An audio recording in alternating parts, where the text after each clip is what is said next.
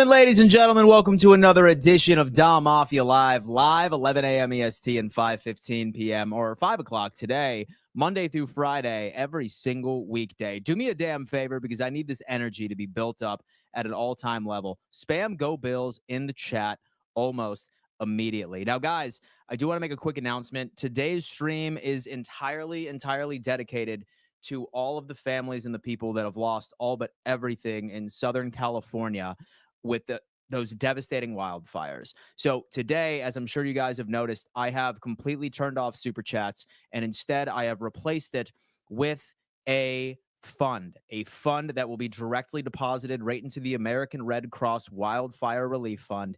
And Roundtable Sports, my company exclusively, we are doing everything that we can to raise as much money as possible. We have a very lofty goal of $50,000, and a lot of people that I was talking to is like, Dan, I think that's a lot, right? But what is life not to go but all in? I know Bills Mafia and I know NFL fans across the country are very generous when it comes into time for their fellow man to need some assistance. So today, Super Chats are entirely turned off. If you plan on donating anything, please consider. I would love to end this stream today. And look, right now, I believe, shout out to Matthew DeVideo, $5 donation to the American Red Cross. Thank you so much, my friend. It is going a long way. If we can go on ahead and push this over to $1,100 before this stream is all said and done, I genuinely believe that we can reach our goal, especially as we're continuing to run all of these shows on the Roundtable shows and all of our individual creator shows. We want to get to 50K. So please do us a favor if you can. Anonymous just donated $15 to the American Red Cross. Thank you so much. Go on ahead and donate when you can. But that doesn't mean that we don't have a fire episode for you today, ladies and gentlemen. We got a fire episode for you today. I have my good friend Kevin backstage, and I told Kevin, and so I shot him a little message yesterday, and I said, hey, listen, prepare yourself because you and we are game planning the perfect plan to send the Baltimore Ravens home on Sunday. Ladies and gents, holy hell! $50 donation to Renegade Penguin. Thank you so much. I sincerely appreciate you, man. I'm going to go on ahead, guys. We're going to raise some damn money today. We're going to show the world what Bills Mafia is all about, what Roundtable Sports is all about. So let's go on ahead. I'm going to put this banner up for everybody that comes on in. Shout out to everybody. Shout out to everybody that has donated so far. We have Renegade Penguin, a $50 donation. Absolutely insane. $15 donation came in from Anonymous. And then Matthew DeVideo started off at $5 donation. Thank you guys so much. You have no idea how much this is going to help. Renegade, you are the absolute man. Shout out to everybody in the chat. $15 donation, KVP. Absolutely insane, guys. Keep on donating. Keep on donating. Our goal, guys, $1,100 before this stream is all said and done. Another anonymous donation of $20 to the American Red Cross. Damn, baby. Wow. That's what Bills Mafia is all about, dude. That's what it's all about right there. Oh, all right. Anyway, Baltimore Ravens, Buffalo Bills game plan. All right. A lot is at stake. And without further ado, I have to let my good friend Kevin on. Kevin, what's going on, man? How you doing? It's great to be here, Dan. Good mission Yes. that you're running. I didn't even realize you were running that kind of real helpful Red Cross mission. That's very nice. Yeah, no, man. I mean, we figured that so might as well go on ahead and leverage this, especially since Yeah. we're getting a lot of traction, especially since Bills and Ravens fans are coming together and ripping each other's throats out like for the past 4 or 5 days. So I figured, I was like, you know what? Like, let's step aside with the violence here and let's all come together and let's see if we can reach a goal. Shout out to Matt Gordon, $10 donation, Ian Fetterman, $20 donation. Absolutely insane, guys. Keep on donating if you can. This is going to a wonderful cause. But Kevin, yeah, man, most definitely. I wanted to bring you on here today because game plan for the Baltimore Ravens and the Buffalo Bills. I'm not sure if you saw, and I'm not sure if you're a gambling man, but Zay Flowers has now been listed as did not practice or do not practice for the past 2 days. From what I understand, Kevin, probably not going to see him out there based off of what the knee injury is. And even if we do see him out there, I think we can go on ahead and agree that he will be nowhere near 100%. Thoughts on that? And does that change anything from how you think Babbitt, Sean McDermott are going to approach this Baltimore Ravens offense? Lamar Jackson's never played a game under 27 degrees at kickoff. So this is going to be a first in the elements. It's going to be single digits, wind chills in the negatives, possibly. Yeah. I think this is Derrick Henry's coldest game. So there's going to definitely be some immediate reactions to this weather elements, and the Bills are going to counter by playing basically rush 5 all game. That is what I believe the Bills will do without Zay Flowers. 5-man rushes, man coverage. That's going to be the recipe for success when you don't have a receiver that can beat man coverage like Zay Flowers. They don't have much else there behind him that is known as a man beater beside Mark Andrews, and the Bills will feel pretty confident that that they'll know what to do to cover Mark Andrews in a man setting. So just going back to that, right? Because like I look at that trade from Amari Cooper earlier in the season, and largely he has been used as a guy that schemes just about everybody else open. That's kind of how I look at Zay Flowers for the Baltimore Ravens. And I'm kind of teetering on the path of whether or not I should feel that way or I shouldn't feel that way, right? Like specifically, I look at Bateman, and I think that there's like no question why all of a sudden after years of being in the league, he's finally being that guy. He's finally getting his statistics. From what you've seen on film, like, is Zay that guy for the Baltimore Ravens, like really overall skill position room that allows him to get open just due to his presence? And would you be concerned with Benford on Bateman without Zay Flowers being out there in the first place? Like, what are your thoughts on that? Because I'm trying to make everyone understand like the impact of this receiver not being out there. It's massive. Yeah, look, 25% of targets in man coverage go to Zay Flowers. He is their man beater. He is very successful against man coverage. He allows Lamar Jackson and the Ravens offense to not have to worry about it. 2.44 yards per route ran in man coverage. Over 1.5 is decent. Over 2.4, that's very strong. He is their man beater. Mark Andrews is the only other player that would qualify with 1.9 yards per route ran against man coverage, meaning he's able to beat man coverage. He's getting the ball, he's getting open, etc. So every time he runs a route, you average all the routes ran in man coverage divided by the yards he had in the game. And that's how you would come up with that. He's a definite impact. The Bills can immediately focus on Lamar's 23rd in the league with EPA per dropback at 0.14 when facing 5 rushers in man coverage. Interesting. So he turns into unfortunately, the analytics would say he turns into a poor player with a 5-man rush. So you box him in. You watch your rush lanes. The only thing he has been successful at in that setting is 10-yard throws, 10 yards down the field. He's leading the league in man coverage. You may get a big play or two out of him in that setting, but for the most part, that coverage is going to be very successful when you don't have a guy like Zay Flowers who will make you pay in single man coverage. Got it.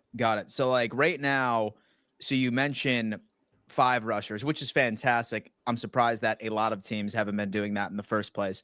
Does this allow us to put a more like heavy focus on the run, since now that we have these DBs that match up a hell of a lot better? So against all of these receiver weapons, is that the sort of game plan we're looking at right now, where this team is going to be like, all right, we're stopping the run, but we're trusting Benford, we're trusting Taron Johnson, and we're trusting Rasul Douglas and our linebackers in coverage here? Or no, go ahead. Look at 5-man rushes as a way to run blitz, right? So look at it as a way to clog every lane that you need, and make them make tough decisions, so that if they pull it out, Lamar Jackson's boxed in. If he runs it, he's running into a heavy box with Derrick Henry. And if he pulls it out and tries to throw now, he's in a setting where he hasn't been comfortable with all season. He has been occasionally gets a big play out of it, but other than that, he looks for a quick throw to his tight end. That's about what he does in that setting. It's the 5-man rush definitely impacts Lamar Jackson. Now he's been able to beat that with Zay Flowers, and it can be a good source of yardage when you have Zay Flowers, who can quickly beat man coverage, and he's going to get his 10 to 12 yards. So without Zay Flowers is a big issue, Dan. You can throw 5-man the entire game.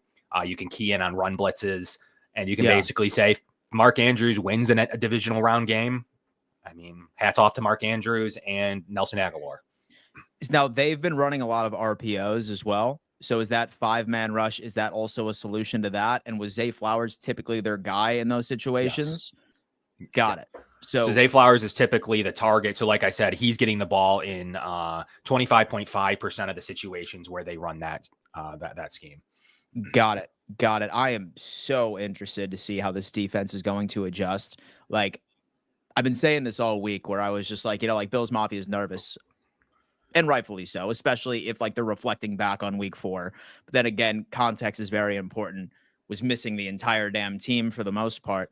But I've been saying all week, I'm like, listen, guys, like they are going to surprise you on Sunday. I think that a lot of us are going to be watching this game, staring at the TV, screaming and saying, where the hell was that all year?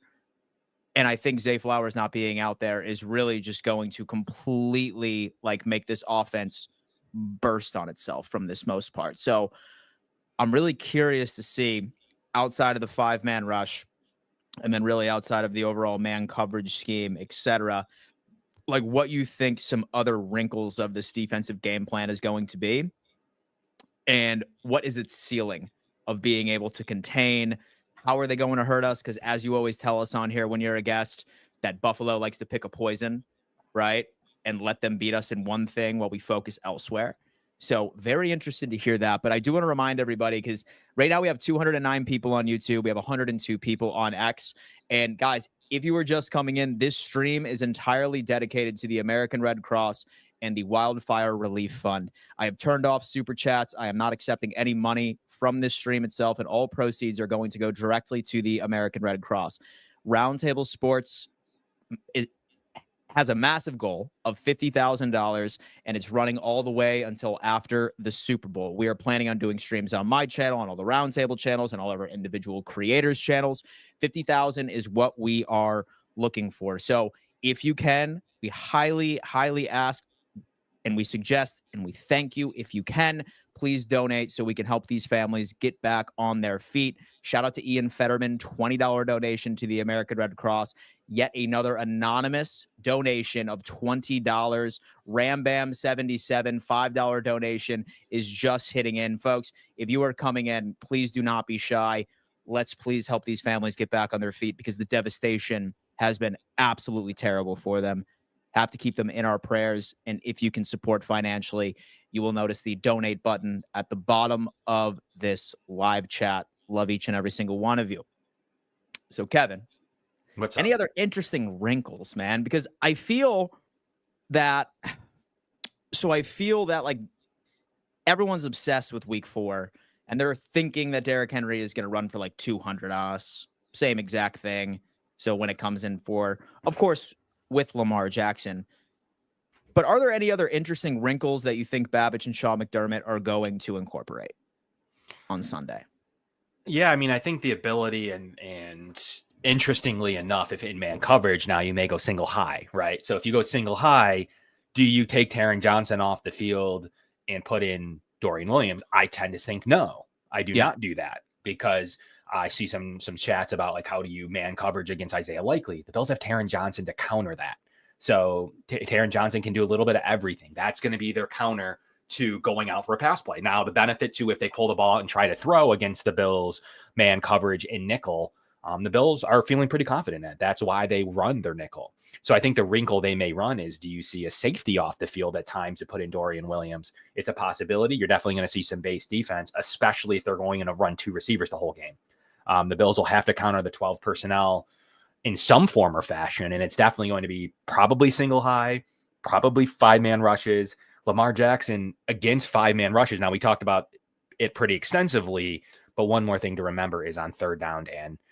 Third down against 5-man rushes, he's converting 35% of the time, 25th in the league. The Bills will need to pull that package out on third down all day long, and against rundowns. And then maybe hibernate it in the second down situations. Maybe box him in, run some wide nines, pass rush lanes to keep him there instead of getting to the quarterback. Doing things like that to where you let your DBs and linebackers win to keep them boxed in on second down and short passes to running backs like Justice Hill. But third down is an issue with 5-man rush. The 25th in the league. The Bills are going to capitalize on that. They're going to absolutely use that package on third down more than any other down. So by these 5-man rushes, who is going to be left open in coverage, and who are we taking out of coverage, and who do you think is going to be his insurance policy? Someone that he's going to be looking for, and what's our answer there? Like hoping that like maybe Milano or like someone that's like solid in pass coverage can defend that, or what? You're going to bring it different ways, right? So you're going to confuse them. 5-man pressure can be any version of, obviously, your 4-down lineman and a linebacker. It could be 4-down lineman in a corner nickel. It could be 4-down lineman in Christian Benford or Taylor Rapp. Or it could be 3-down linemen, one kicking out to cover screens and to cover the running back, and bringing 2 linebackers. There's all types of ways to bring different. It's not just like, oh, the same 5 come every time you run a 5-man pressure. That's what's confusing to a quarterback in general, is you don't know where the 5th guy is, or even the 4th guy. For a lot of the times, you don't know exactly what 5 guys are going to come. The Bills still have 6 other guys in coverage. It's not like you're running at covers. Don't confuse it with cover 0, which is 7 guys coming. Yeah, we don't want that. And putting basically people in single coverage across the field.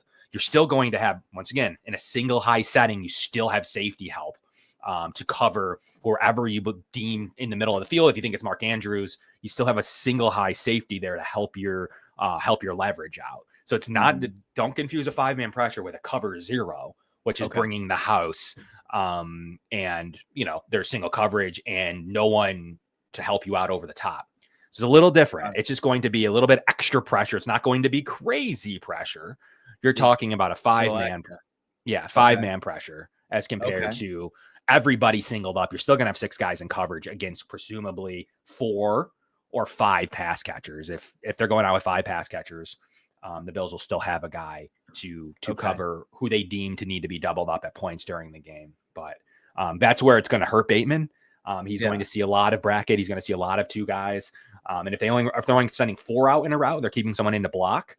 The Bills are able to control the middle of the field and hopefully look at Andrews and Bateman with a 6-on-4 coverage ratio.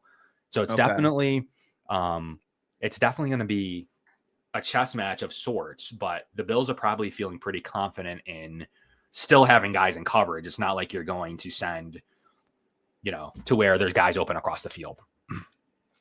Now, how much has your confidence shifted since you've learned that Zay is probably not about to be out there? Like, where were you a couple of days ago where you thought that there was a possibility he was going to be, and where have your expectations shifted? So are we looking, and this would be hard to accept from me. So if you can tell me that now you're expecting an absolute defensive masterclass and Lamar and this Ravens offense is going to struggle tremendously and they're going to be lucky to score 17 points, I'm going to go absolutely nuts. Thoughts? Is this team still going to find its wins? Will they have the upper hand on us? Or do you think it's switching over to the Bills' favor at this point?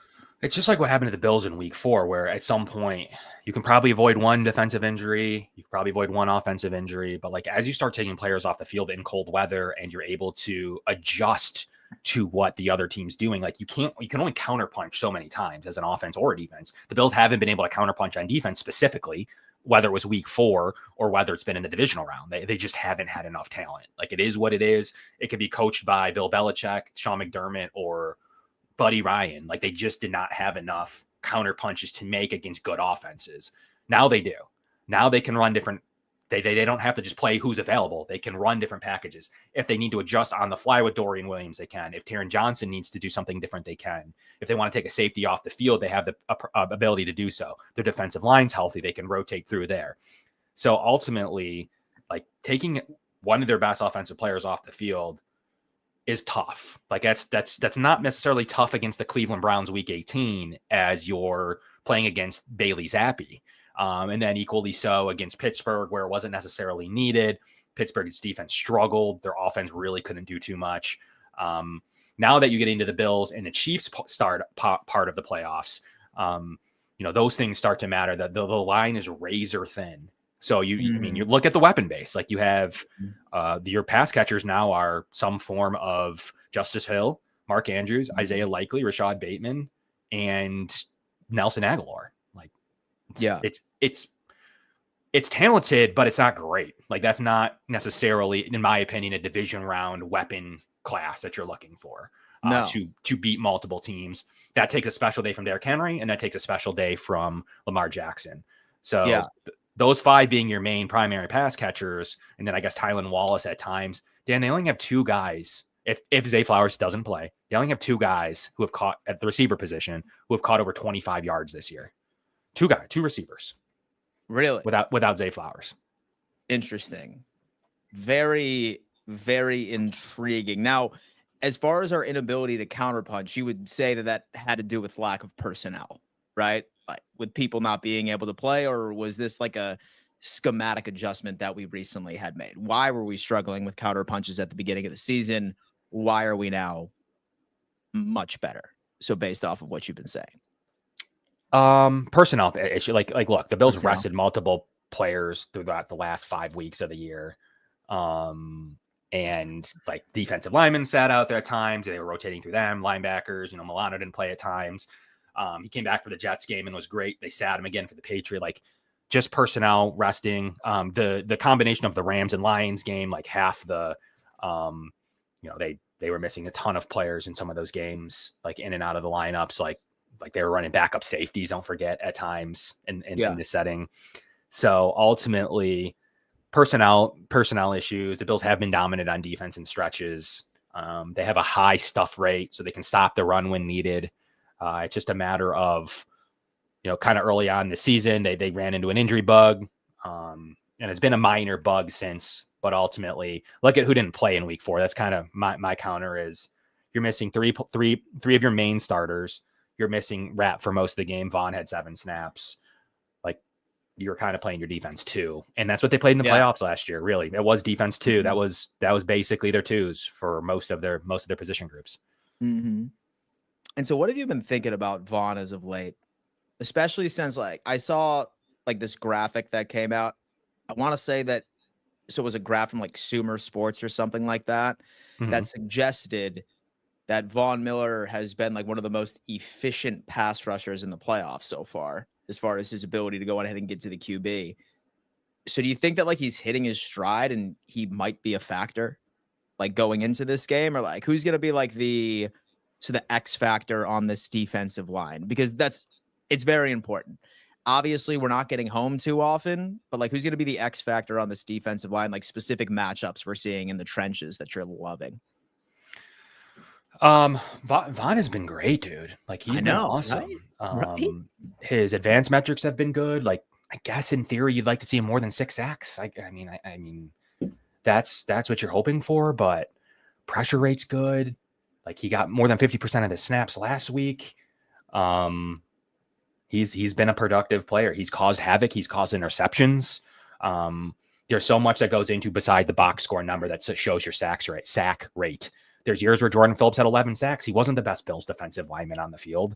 That's just the way that it played out. Von Miller's been productive in his pass rush reps. He's top 10 in most pass rush metrics. You can go ahead and think single him all game if you'd like. He's going to win reps. Is he your X factor on the defensive line for this game, or somebody else you're looking for? I'm still looking at Greg Rousseau and his ability to box in a quarterback and play the run. And Greg Rousseau is absolutely your X factor in this game for what he's been able to do. He gets the sack numbers, he gets the run stop numbers. His length can confuse people in screen and short game. It's the ability. I mean, the Bills have already had a couple of defensive lineman interceptions, and that's why, because they're able to confuse and disrupt. And if, teams have felt the need to get rid of the ball pretty quickly against the Bills. And yes, their sack numbers will go down because of that, but havoc rates and other successful plays will happen. And if you're going to stand back there, the Bills will bait you. If you're going to stand back there and take your 7 to 10 yard play, at some point, the Bills feel like their defensive scheme will come through and they feel like they can win if you're kicking field goals. So that's ultimately what it will come down to. All right. Beautiful. Beautiful. Right before we shift over to the Buffalo Bills offense versus this defense over in Baltimore, I need to shout out Anonymous for a $15 donation to the American Red Cross. Folks, if you are just joining today, all the proceeds are going to the Wildfire Relief Fund of all the fires that have been devastating families in Southern California for the past couple of weeks. I ask that if you can, let's do what Bills Mafia does best. And please go on ahead and donate. All of these are being automatically sent to the American Red Cross once our time frame is over with. Our goal is obviously 50,000 after the Super Bowl, the day after. So if you can, folks, we ask you to please, please, please make a donation if you can. If not, please smash the like button so we can get as many people in here as possible. Let's do some good on this damn Mitchell channel, baby. Let's do some good on Roundtable Sports, all right? Thank you for all the donations so far. Kevin, Bills offense, okay? Mm-hmm. I think I remember that they handed Josh Allen not necessarily a worst game of the 2024 season. I'd probably give that to the Houston Texans as far as his ability to make plays out there. But then again, I'm pretty sure we discussed this earlier. He had a broken hand, right? So his ability to rush and make plays there probably wasn't top of mind for him. We had Shakir with a sprained ankle. We didn't have Amari Cooper on the squad. If I remember correctly, I think James Cook was playing through like a turf toe or something along those lines during that game. So this Baltimore Ravens defense at the beginning of the season had dire numbers, especially in the secondary, but they have improved significantly. Talk to me about what you think we're going to see from this Bills offense, especially with their run defensive sort of metrics in mind, et cetera, et cetera. What are you thinking? They benched and cut some DBs. So the Ravens have since put in a Darius Washington at safety. They claim that that's part of their rebirth. They benched really expensive safety Marcus Williams. I think he's owed 70 or 80 million to something pretty heavy that he's now not seeing. So that they have made some moves at the safety position to shore up some of their issues. Brandon Stevens obviously is their weakest link, in my opinion. He's sticky in coverage, but cannot make a play on the ball to save his life. So he's been a challenge for them. And obviously they have, Kyle Hamilton and Marlon Humphrey there to kind of clean that up. And they like what they've seen from Nate Wiggins. They're a nice looking rookie. So they've definitely cleaned some stuff up on the DB front. But look, you got to look through their stats from week 11 to week 18. You're talking about Russell Wilson twice, one of which they lost. You're talking about a not hot Herbert. You're talking about losing to Jalen Hurts. You're talking about Tim Boyle and Tommy DeVito. You're talking about CJ Stroud with no Dollar Diggs. And you're talking about Bailey Zappi or DTR. Those are the quarterbacks that they have seen during this rebirth. So ultimately, you've got a couple losses in there for the Ravens. They went 3-3 from weeks 8 to week 14. So it hasn't been all good. Or they would, be in the 1 seed again where they were. You look at it on paper and you look at what they tell you out of Baltimore, and they'll tell you they're basically a 16-1 team.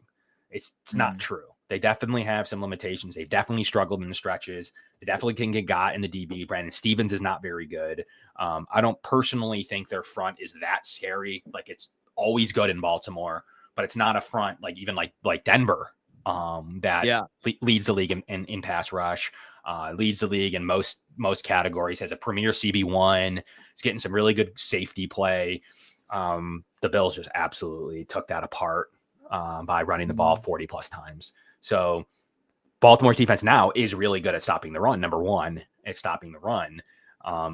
But ultimately, from a pass defense standpoint, they still don't scare me. It's a good defense, but it's not one where it should. I mean, I think in some ways Houston's has been better. So Houston has been better, and then same thing with Denver. So that's interesting.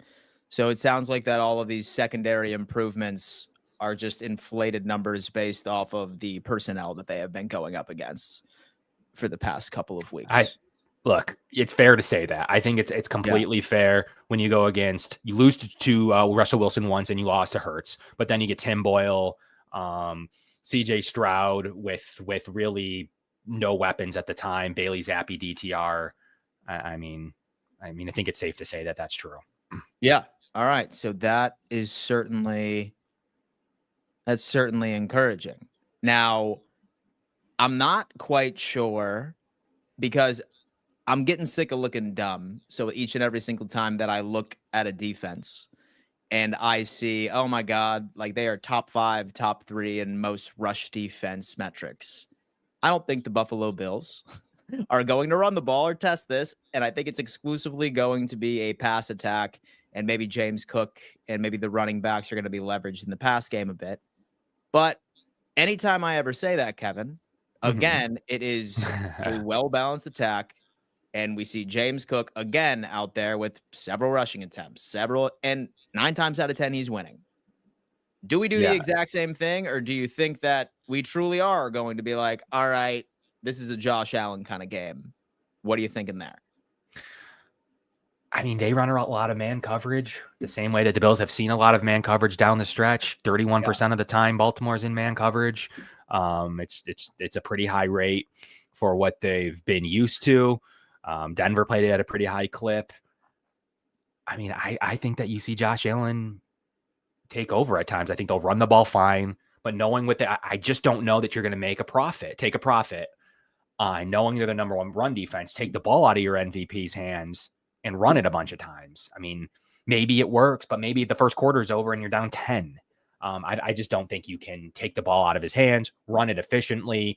The Bills run man coverage. Their man EPA is just as good as Baltimore. So for all the zone talk that the Bills run, the EPA in man coverage is identical to Baltimore's. So got it. I'm going to bet against the James Cook game. Could be wrong. Been wrong before. Yeah. I think it's Josh Allen time. So now, what have you seen from this Ravens run defense? So against mobile quarterbacks. So have there been any games this year where they've faced somebody? Is that something where it invites that you're sitting here and you're predicting that we're going to be seeing a massive game with Josh Allen on the ground? Thoughts there? Well, we just listed off the quarterbacks. They lost to Hurts. And then you look at all I mean, they haven't really played. There's not a ton of film on it, in my opinion. You're talking about Russell Wilson 3 times. You're talking about CJ Stroud doesn't move in the pocket. You're talking about a bunch of bums from Cleveland. You're talking about, there's just not a lot there to really say one way or the other outside of a couple of the losses that they did have, and one being against Jalen Hurts. So there's not a ton of film on it to say either way if they're good against the running quarterback or if they're bad. But I thought Josh Allen was pretty successful running the ball against them, coming off of a broken hand the first time they played. The Bills are concerted effort to keep him in the pocket, not hurt that further. So I can't make a statement either way if I think they're good or bad against a running quarterback. I just haven't seen enough recent data. Got it. So right now I'm looking at the Eagles and the Ravens game, and Hurts rushed 9 times for 29 yards and a touchdown. Yeah. So sounds like they might have had some answers, or maybe not, unless like he was just doing that slide situation or he was running out of bounds real quick. So to get like a last third down conversion or something, but intriguing. I would generally say their numbers show they've been good. Like they haven't been overly tested, but they've been good against. I mean, they don't have to face their own quarterback. And they placed Josh with a broken hand the last time they played, who the Bills were literally like, do not hurt that further. So they haven't had a ton of opportunity to prove if they're overly good against running quarterbacks or not. But history would say they're going to need to have a spy on Josh, which will hurt their pass coverage. Which will hurt. And who is that man going to be? I'm not Don't you sure think? who Yeah. they'll designate to do that job. They could go Mhm. they could go with a premier player, or Mhm. they could go with somebody who they don't deem as important to their defense, but main job is to just try to keep what you can do with Josh Allen. Could they do like Yeah. with a Kyle Hamilton? I wouldn't want to see them use Kyle Hamilton that way, but I'm not exactly sure who that they could use. It may be a simple answer to where like a Kyle Van Noy may Mhm. pop out of his rush lane to spy him more Mhm. than maybe a typical linebacker would. So I'm fine with that because that just takes him out of the whole so the pass rush scheme as well because he's definitely their best when it comes into actually getting to the quarterback and actually Right. finishing, which has been like a massive surprise. So I really hope that it's Kyle Van Noy, especially say that we can get a repeat of back when Van Noy was on the Miami Dolphins and Josh ended up stiff arming him about 6 feet under, like right in Right. front of us. I would love to see a highlight like this. Um, so looking at the DBs right over there, um, have Nate Wiggins, have Marlon Humphrey, Yep. obviously have, of course, with Kyle Hamilton, who in my opinion is the best safety in the NFL, or at least one of the best. Mm-hmm. I'm not too familiar with their slot guy, but I think we've established that this is largely going to be a game where Josh is going to have to just be certainly spreading the ball around the field, also within the air. So, like, who are some of your X factors right in the pass game? Like, what are some like mismatches you're seeing that you think are so about to Well, go off? Marlon Humphrey's their slot corner.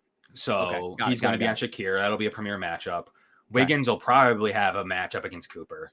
So you're talking about their weak link is CB2, kind of like the Bills have had in the past with Dane Jackson and yeah, or Levi Wallace. uh-huh, So you're going to be looking at you're going to be looking at their CB2, and that's Brandon Stevens, and definitely their weak link. So the Bills are going to need production from Mac Hollins, from Keon Coleman, from Curtis Samuel, whoever is on the boundary in a 4x1, even like the Bills are going to have plus matchups if they bring 4 receivers on the field. That is my opinion with how you beat man coverage in a 4x1. It's my opinion that, Josh Allen's going to have running lanes. If they're going to pop someone good out to spy him like Van Noy, or I don't know, maybe they'll just throw a garbage player away. But his main job is to watch Josh. mm-hmm. So who's the big dude? Like, who's like the leading receiver? Like, say that you had to guess. So going into this game, so is this going to be like a massive tight end game from Dalton Kincaid, from Dawson Knox, or maybe our running backs out in the backfield, some swing passes? Like, what are you thinking here? Thinking it's going to be a receiver game. I think you're going to Yeah. see Cooper or Coleman have a game because I think their boundary corners are their weaker part of their roster. I think they have some safety play and some good slot coverage. So Khalil Shakir may have an answer. They may be able to have Kyle Hamilton watch the tight ends. I truly think that they struggle deep. They struggle deep middle. I think that there's some time for some Keon Coleman deep throws and Amari Cooper down the field. So could be Uh, completely wrong. The Bills go completely short. uh-huh. But I think right now the boundary corners against the Bills receivers is what you're going to mean. You're talking about Wiggins and Stevens versus Coleman and Cooper. Mm-hmm. I like the Bills. Mm-hmm. So I think I we've think they'll talked have about the short middle covered though. So Khalil Shakir will have his hands full, and the Bills tight ends could too. so deep middle after that. All right. So boundary receivers, Deep middle. Amari, Keon. It's time to prove to the world that we made the right choice drafting you. And Amari Cooper, how about a nice audition for your last big contract in free agency next year? How about that? Let's go ahead and make it work. He should have I the think, matchup to make that happen. yeah, I think that like my biggest thing going into this is that there's been so many games this season, even dating back to last week against the Denver Broncos, where we had just a damn slow start. Whether or not that we were rusty because we had all of our starters sitting on week 18, I feel like we can't afford to do that. Like, we can't afford to do that. Like, I want us to have a game that's mimicking the Detroit Lions game, where we came out of the gates and we were playing third quarter ball almost immediately. Yep. Now, from your experience, from what you've seen, like, we've already heard that, like, your theory on defense is that, like, we like to get a good understanding of what the game plan is from the offense and we adjust accordingly. But what exactly explains these slow starts from your eyes? Is it on purpose? Is it something that Buffalo can go on ahead and turn up so immediately going into Sunday? Can we see a repeat of what we saw right in Detroit as far as just pure offensive efficiency? The Bills kicking the ball off and having scripted plays go off against them is their preferred method. And teams that have good offenses and have scripted plays can be successful. Look at Bo Nix. They caught him with a deep middle post with Troy Franklin. The Bills probably didn't really have much worry about Troy Franklin in their game plan, and it proved that that wasn't really a thing. But ultimately, I don't think it's on purpose. I think that's a homer or cope to say like that's on purpose, that you let them score, or that like you're doing it on purpose. But I do think that there's something to like the way the game flow goes, that the Bills get their feet wet, they see what you're doing, they make their adjustments. You come out with some good plays yourself. They want to get up on the Bills. The teams are pressing early. And the Bills are able to settle down. They're the best. How about this, Dan? Conversely, they're the best second half team in the league by far. They scored 304 second half points. It's the most in the NFL. They're plus 140 in the second half. It's the most in the NFL. The Ravens are letting up 23 points per game on the road. There's definitely some pros here about this matchup, just from a firm statistical standpoint, that the Bills have dominated in the third quarter. And they were on the road against Baltimore too, until the trick play where the Bills had scored. They were driving again and just called the trick play. We haven't seen it since. But the Bills called that trick play, fumble, really game over. But if that went the other way, either they didn't run that trick play or say the trick play worked, that game would have flipped on its head to be a short one-score game pretty quickly. Mm-hmm. I mean, man, I am certainly looking forward to that. And I hope that we just get out the gate. And honestly, I would love the same scenario that happened. So right over in Detroit, where our defense only stops we really made were the first two drives, and we made them punt, but we ended up responding and getting a 14-point cushion, and we never looked back. I've been saying it all week. I'm like, just give me two random stops. Ideally would be perfect at the beginning of the game. And we put on an offensive masterclass, especially with the conditions, because I've been getting a lot of people coming in and a lot of Ravens fans saying, oh, it's the cold. It's not going to bother us. We're a cold weather team too. And I'm sitting here and I'm saying, I don't think you understand the difference. So between 28 degrees and 8 degrees and wind chills perhaps down into the negatives as well. How much of a factor you think that this is going to have on the Ravens team? Even at the beginning, I'm fine with it, right? Because if people can go out and say, oh, yeah, like this team will adjust, I agree. But if you're going to tell me that they're at least not going to go out there like for the first quarter or the first couple of drives and not be uncomfortable as hell in something they have never experienced in their entire life, I think you're nuts. It's on it kind of the opposite, Dan. You're able to start the game a little bit better with some adrenaline and some like unknowingness. But as the game goes on is when you start taking the hits and you're like, every time my body hits that -4-degree turf, I can't get up. You see things like you don't see like with that kind of elements, you don't see like the muscle ligament injuries like you would in a hot turf where your feet are sticking. You're kind of seeing the opposite. You're seeing those bone bruises. You're seeing concussions. Like it's hard, dude. It's freaking concrete. I've played in it my whole life. I'm still not used to it. I've shoveled, I've snowblowed, I've been in this temperature my whole life, and you don't adjust. And even with less experience, I've played sports and medium to higher level sports, not quite D1 or pro, but like when you play in that environment, it affects like some people can and some people stink. And it's tough for me to know who's who and who's where and who falls within where. Josh Allen has a really good record under 20 degrees, under 30 degrees. I think he's undefeated. I forget which temperature number. He's used to the hits. The way he plays is conducive for it. It has historically limited his throwing at times, depending on the exact elements. At times it hasn't. It depends on that wind. But ultimately, he's ready for it. He knows how to play in it. And it definitely takes you a while under 8 degrees to when the wind chill hits you at negative and you hit the ground. And it's tough, man. Like that's tough. And it's, it's underratedly, we talk about Lamar and Derrick Henry, right? But let's put them aside for a sec. It's tough for the defense to adjust to that. People coming right at you in those weather elements. Josh Allen coming 240 at you. that's sometimes where you see biggest differences, like corners, safeties, linebackers, sometimes just aren't quite frankly used to that. And it's too cold. Like it's different. It's not just the skill players. It's too cold. Chat. So now I'm curious. Someone please look up and find out Josh Allen's record under 30 degrees. I thought it's undefeated. I don't know if it's 25 or 30, but it's definitely undefeated at one of those markers. It's undefeated at these Ravens fans, you're screwed. No.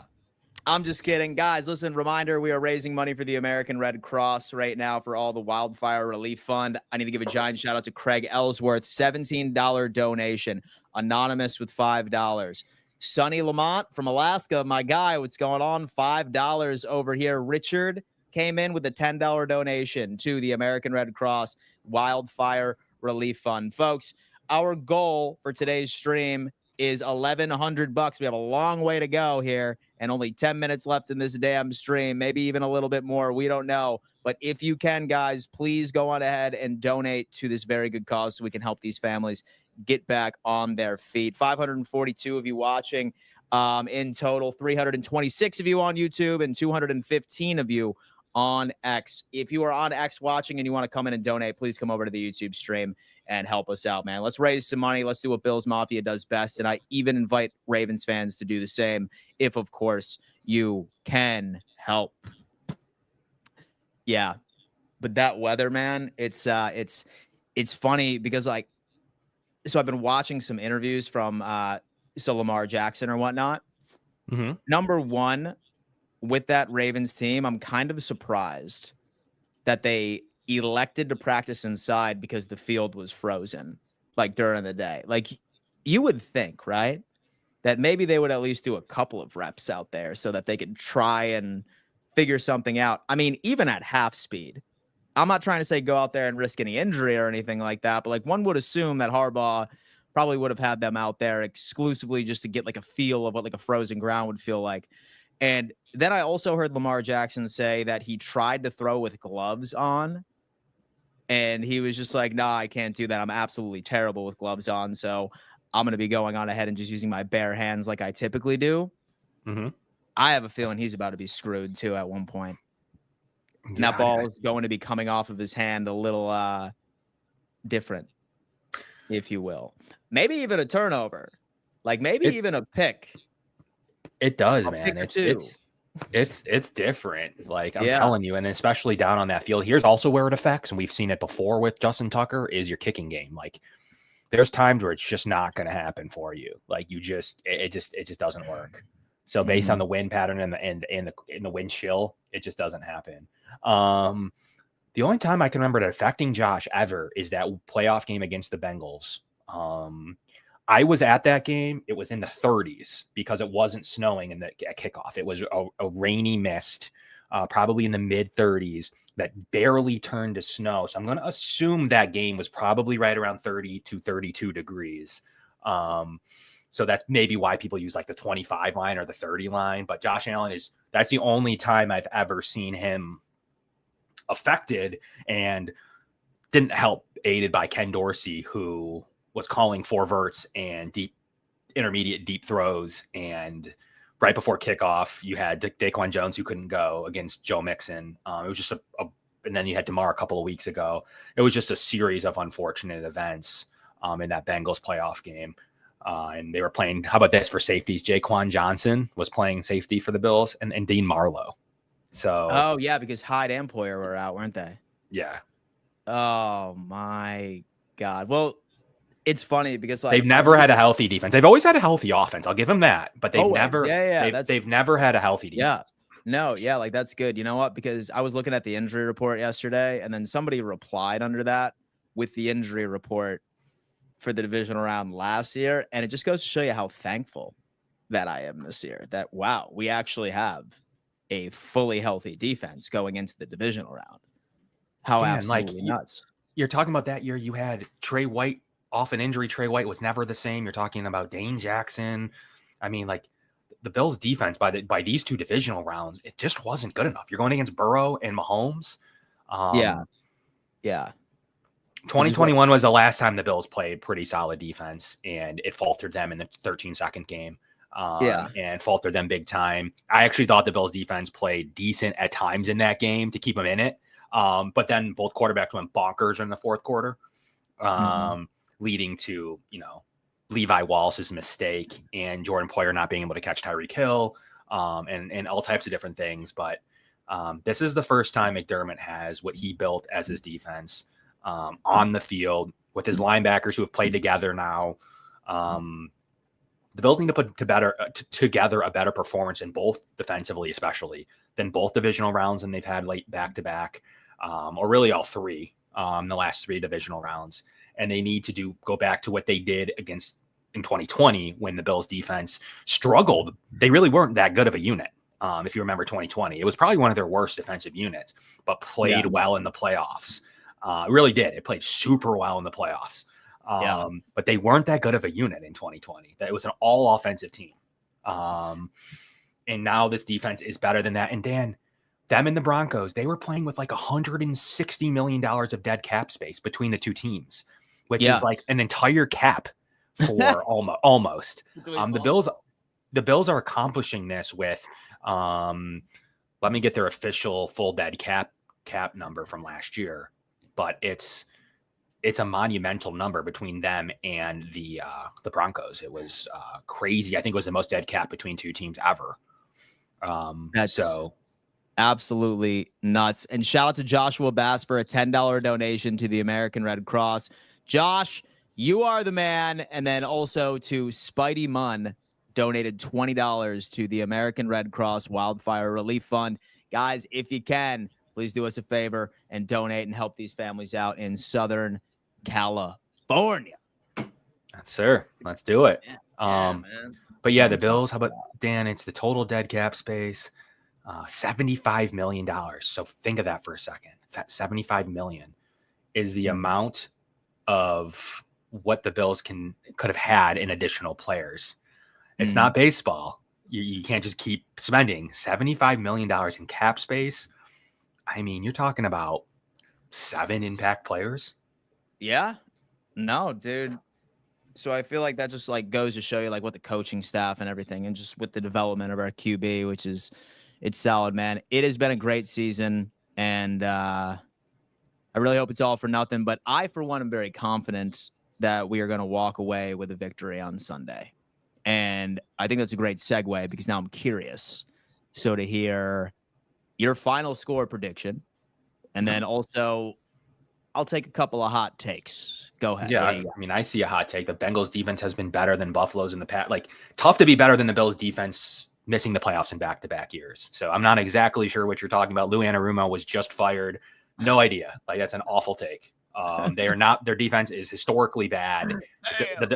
The defensive coordinator who got fired is not better than he had one good stretch ever. Like, he was really good against Mahomes. I'll give him that.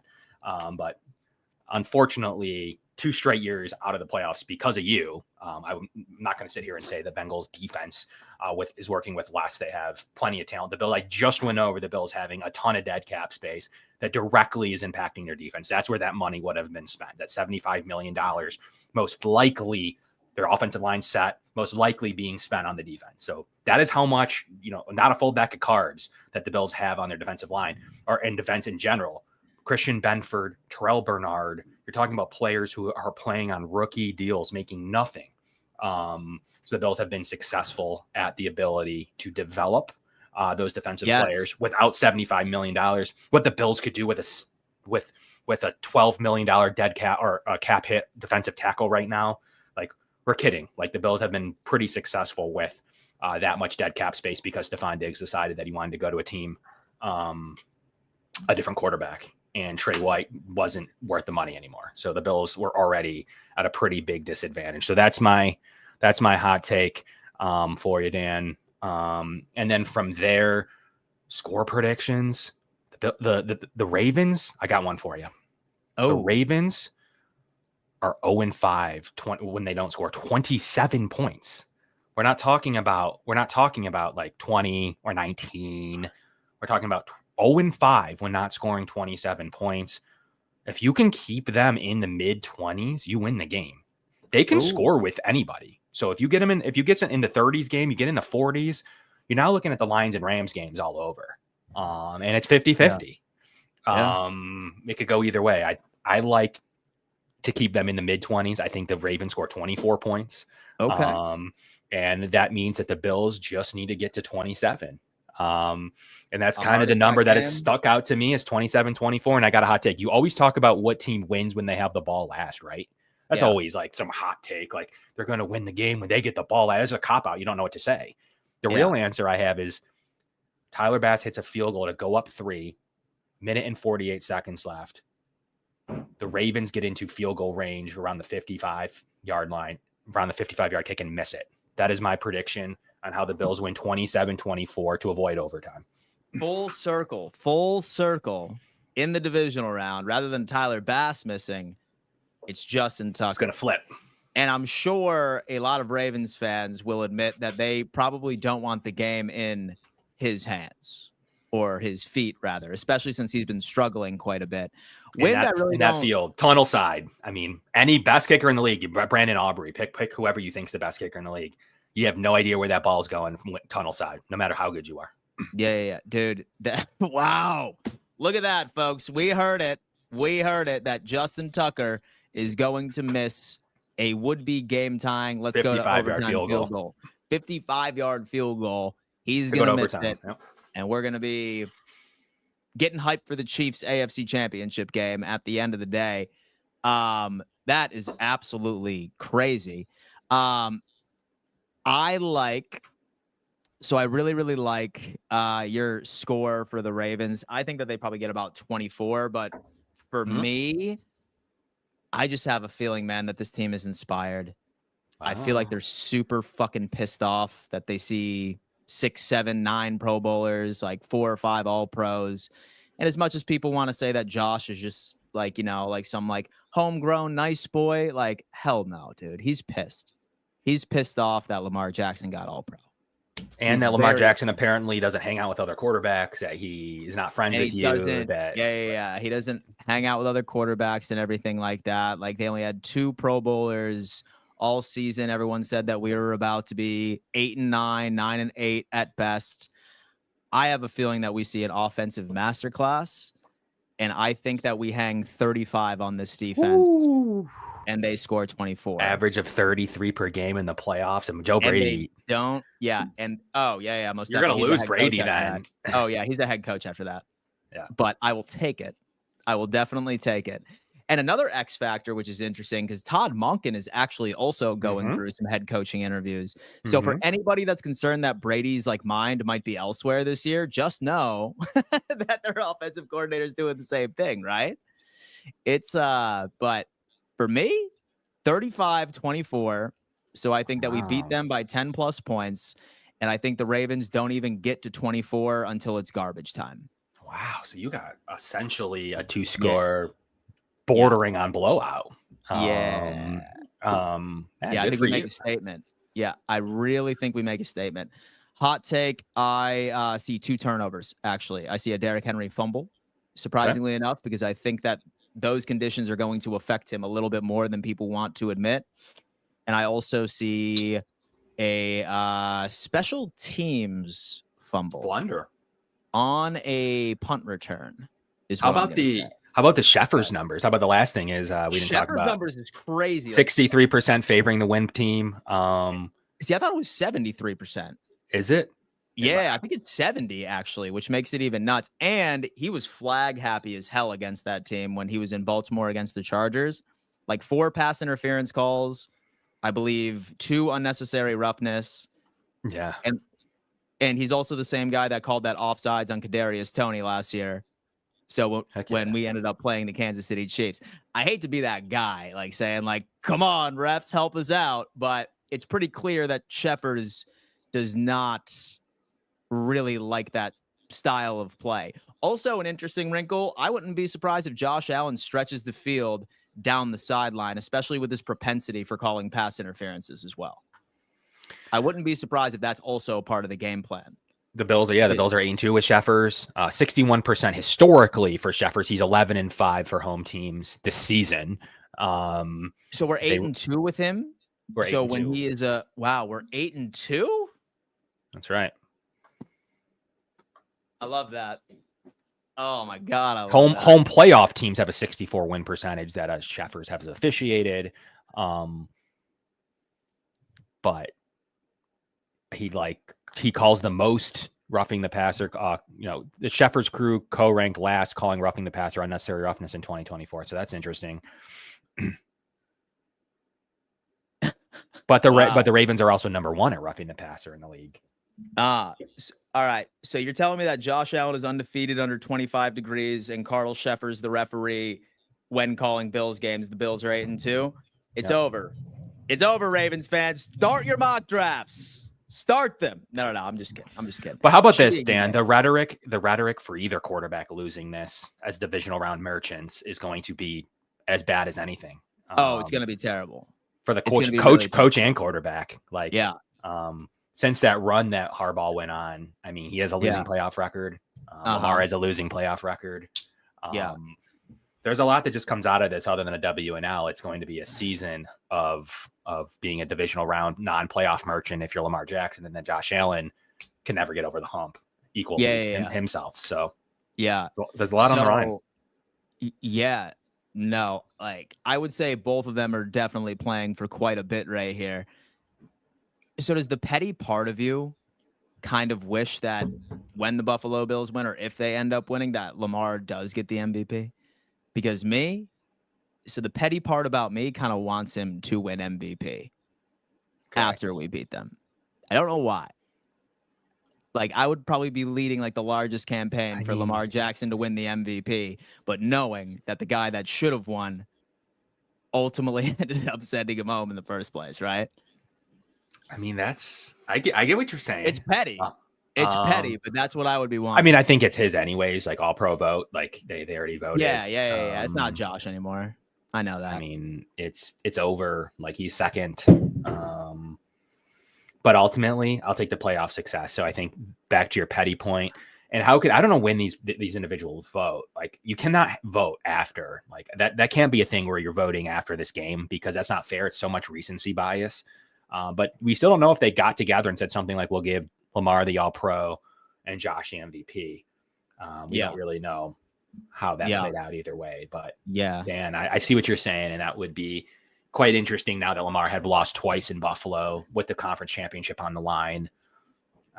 At some point, he's not a good playoff quarterback at that stage. Lamar Jackson can prove that he is a good playoff quarterback, that he is as good as he is in the regular season, or he can really hammer home the narrative that he's terrible. He can take all the regular season awards he wants, but he would then drop to 3-5 in the playoffs.